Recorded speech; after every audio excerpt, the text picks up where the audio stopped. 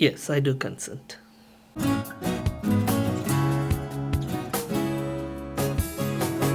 I'm Julian Karikalan. Uh, I'm an Indian born Australian filmmaker, and my creative passion is filmmaking. And my profession is making media products for a state government agency. So that's my full time work.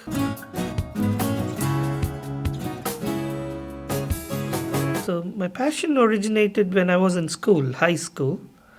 That's when I decided I'm going to make films, but I didn't know how to do it and all that at that time. But yeah, the path was chosen. But how does it affect my life in that sense? So because that was the path, though I had to study IT and did a master's right here in this building in computing and all that. I still had a goal to reach, so I was always going towards that, and I self learned all the aspects of film production, which, in a way, that's what is feeding me today. So, my full time job, the money I earn is from the same skills, except that what I make is not for a mass audience. So, in that way, it has impacted my life.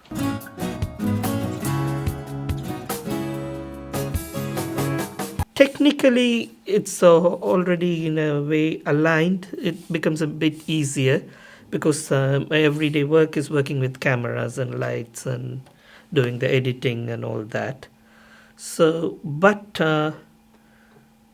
they're not really, to be frank, that much interesting anymore in that sense of creative pursuits and what kind of stories you tell and all those things. So, there the only balance is thinking about, okay, this feeds you, this gives you the money, which then helps you keep the creative passion alive.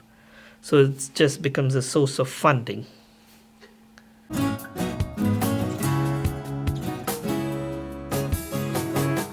I'll explain how I got this, but it's quite a long story. It could be useful for immigrants, though. So yeah, when I came here as an international student to study computing, I was kind of very depressed because I was doing something that doesn't align with what I want to do.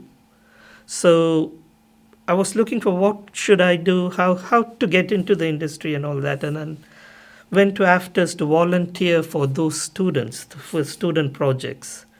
And I was with them and they asked, do you know After Effects? And I didn't know. All I knew was there is a product called After Effects. So then I said, I know, I'm an expert. And then I came back and learned and worked on their project, and they liked it.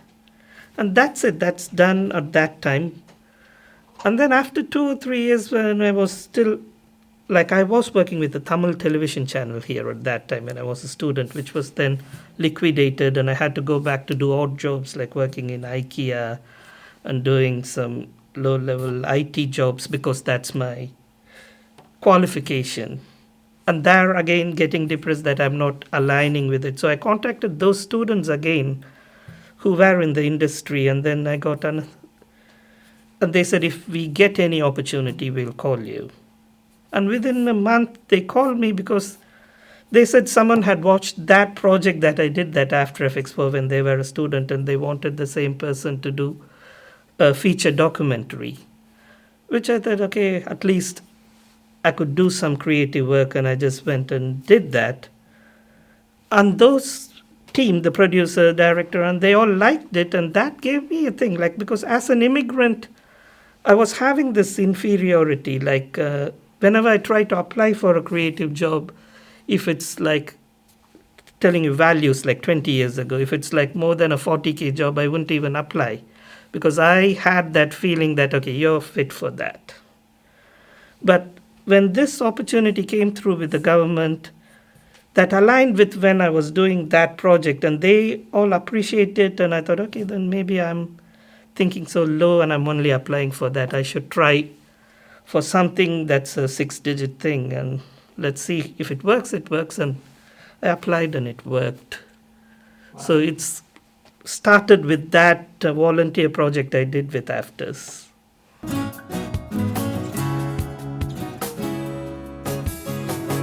It did impact me in that sense. At that time, I didn't have to worry much about family because I was still single and I was an international student here. But I had this job with the television channel, so I had to juggle that because that was like, as you know, students can only work 20 hours. So the remaining hours I was volunteering in the television channel also, which was like 12 hours a day, 7 days a week kind of a shift. So I would still do that and go work with these students at night and afters, and then they'll come and drop me and all, and I would have 3-4 hours sleep a day. That's the only thing I had to juggle. But the good thing about the television channel was because they gave me a place to stay also, so I didn't have to spend on accommodation. So the only expenditure I had was food and amenities, so which I was able to manage.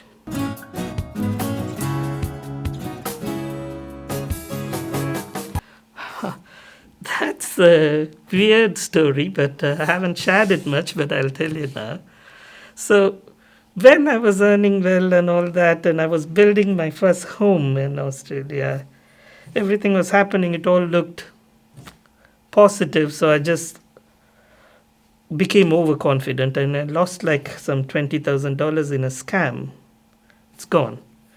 So once that's gone, and I'm also building a house at the same time to complete the house and all, I just had to take more and more debt, and it became a $50,000, $60,000 debt, which gave me depression at that time, and I was depressed for a whole year. But then I did more jobs and juggled the finances, and with support and all that, I was able to cover that loan within a year. So once I covered those debts, that gave me an idea, okay, $60,000 or $50,000 is not going to kill me. So that's when, until then, I was just writing scripts and trying to apply for funding for bigger projects. So then this is, okay, if I lose another $60,000, I can still survive. So let me write something for $60,000. That's how I started that project, because of what I lost previously. So then, yeah, I was able to do that budgeting and make a film for that without expectation that I'll get the money back. So that was the first thing. The second thing was much cheaper in terms of funding because I was the only crew member. So the only expenditure was for the cast and all other expenses, which was like, I finished it like a quarter of the money I spent on the first film.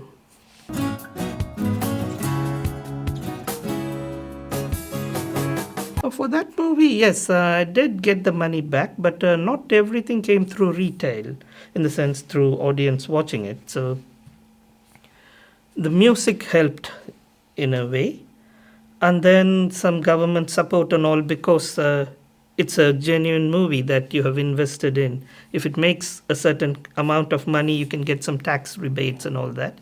So with that, combined with all those things, I was able to recover the cost. But I didn't make a profit in it, but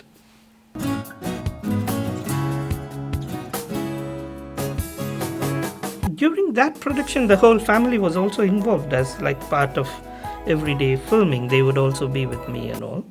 But at that first production, they didn't know the risk involved. They were thinking, okay, you finish a film, you're going to get a lot of money. That's all they would have thought at that time. So they didn't worry about the risk. But afterwards, when it was a long journey to get that money back, it's not like within a month. It took me a few years to recover that. At that time, they were like, okay, should we do it again? And maybe I made a mistake or something like that. But then after time goes by, you see that they're happy for, okay, let's do the next venture kind of thing.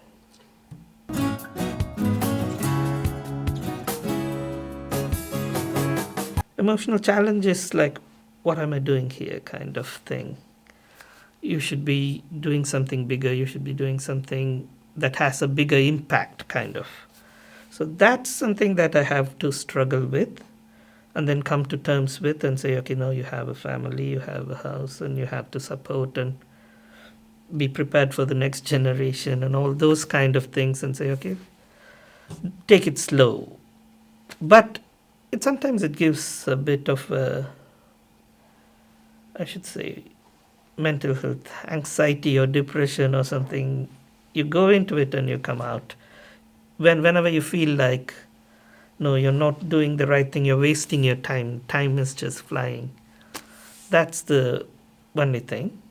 But then when you see the results and when you see that this is working, the second film, I mean, that gives you confidence to do it. But I again went into a whole year of depression, I should say, before this film got released on OTT platforms. After finishing to release, that was almost 6 to 8 months. And that time I went into depression because I thought, okay, I've done a blunder and no one's going to watch it. It's a one-person crew. I made it as a one person. It's going to be a only audience. I'm only going to watch it. So that kind of anxiety and frustration and all was there. And I was in that depressive state. Like one day when I was shopping in Kmart and I just take my phone and check the OTT and that's okay. Oh, that's like $6,000 in the account and came from the film, which I couldn't believe because it was in the distributor's account, which I can see until it's okay, are they telling lies? Really, these many people, did they watch it in the first month and all that was questions going on. And once I was able to transfer it and I was able to take it as cash, I said, okay, it's real, it's working. That's when the depression went away. So it's not about the money, it's about like a path you took could be wrong was the cause of thing. Then I realized, no, it's not wrong, then it's going. So that's an emotional struggle that keeps coming and going.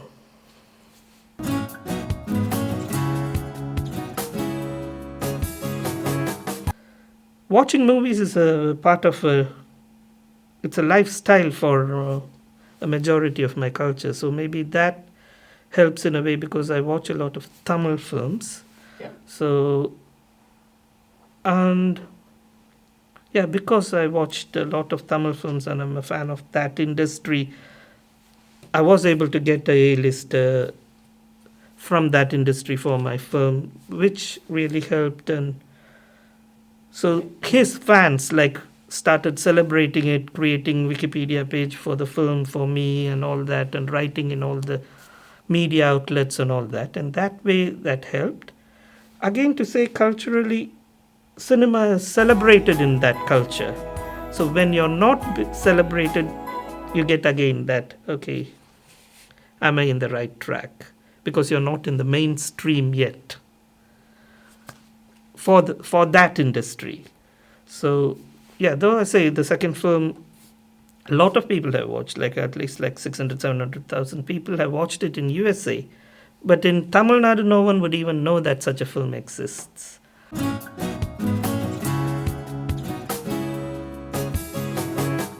Having watched a lot of Indian films, the first film, I didn't want to do it for an audience that I'm not very familiar with. So I made it for the Indian audience with a cultural tone to it, and it was completely cultural. Yes, it's a cross-cultural love story, but told from an Indian point of view. So yes, thanks for picking that up. Yes, that really, from the scripting to everything, it helped.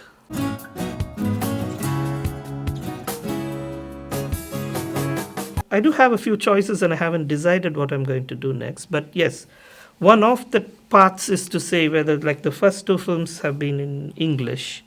So I do have this dilemma whether to go, based on my ethnic background, make the next one in Tamil, and then if possible dub it into Telugu and Hindi and Malayalam and Kannada and all that. But yes, that's a dilemma I have based on my ethnic background. Because at that time, there was no OTT in those industries, but now there's a lot.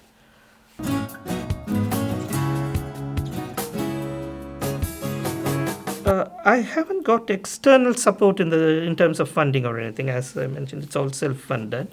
But that's where the family comes in, especially the wife and children who are grown up now, to let you do those things instead of always being behind and saying, oh, do you have to do this? Why can't you repay the mortgage? Or why can't you store it? Or why can't you put it in the offset or anything?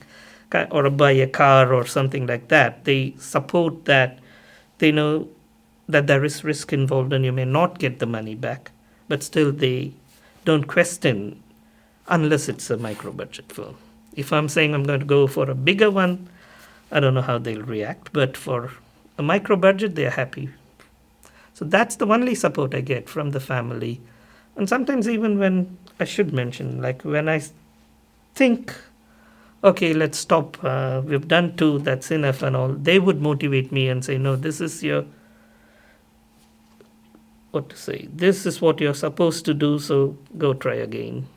So that kind of motivation helps.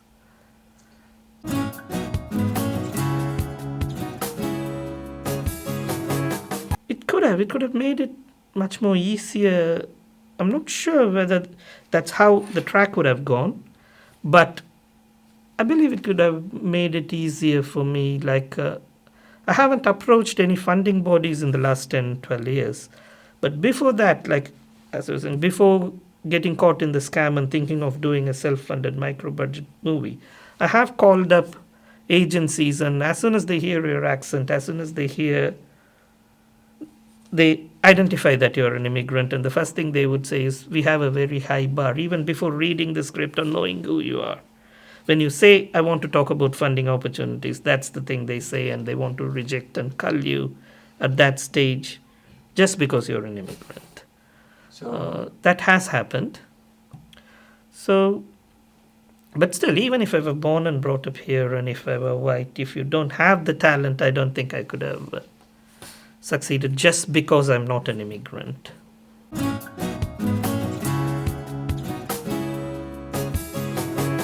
Lesser than the mainstream, I would say, but there are some streams which are exclusive for, okay, you have to have a culturally and linguistically diverse background kind of thing. Some streams of funding, which I haven't explored much, but many streams are open for everyone, and someone who has already proved in the Australian industry has a higher chance of getting that than an immigrant.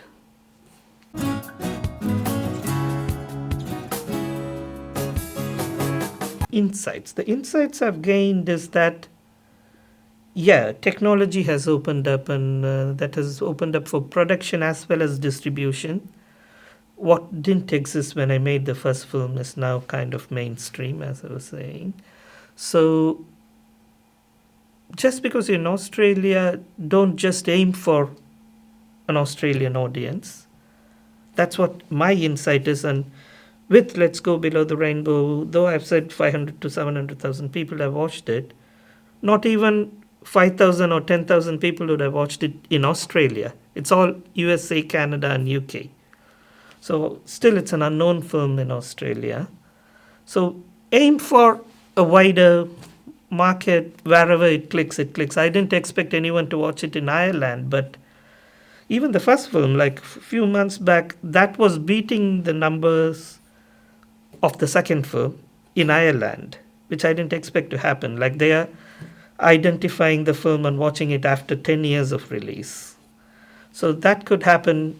Be patient. And when you're making it, don't wait for the funding bodies or some big corporations to approve it. If you can do it with a group of friends, and if you can be resourceful and find a way to somehow get your passion to be realized, go for it. That's what I would say.